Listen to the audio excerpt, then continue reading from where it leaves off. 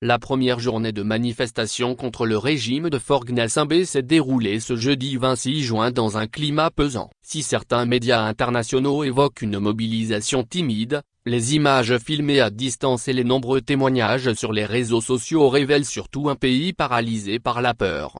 Sur le terrain, des scènes de tension ont été signalées dans plusieurs quartiers de Lomé, avec des blessés et même des cas de décès évoqués par des témoins, bien qu'aucun bilan officiel ne les ait encore confirmés.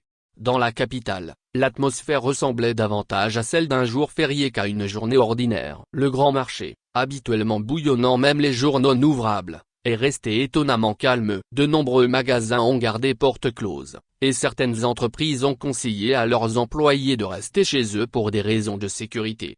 Ce contraste soulève une interrogation: la faible affluence se traduit-elle un désintérêt pour la contestation, ou bien un silence imposé par un climat de répression persistant?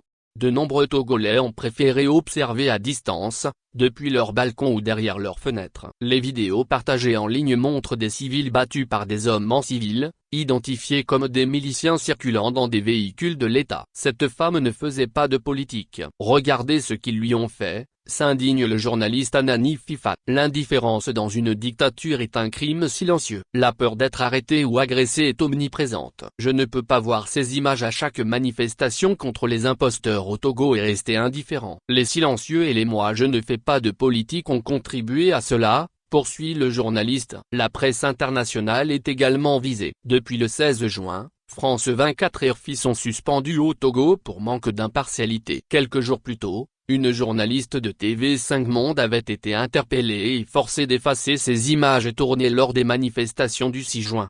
La répression ne saurait taire durablement la colère d'un peuple qui a faim, avertit le journaliste Roger Amemavo. Si les rues sont silencieuses, les images, les voix et la mémoire collective témoignent d'un ras-le-bol encore bien vivant. Actualité éditoriale politique Togo.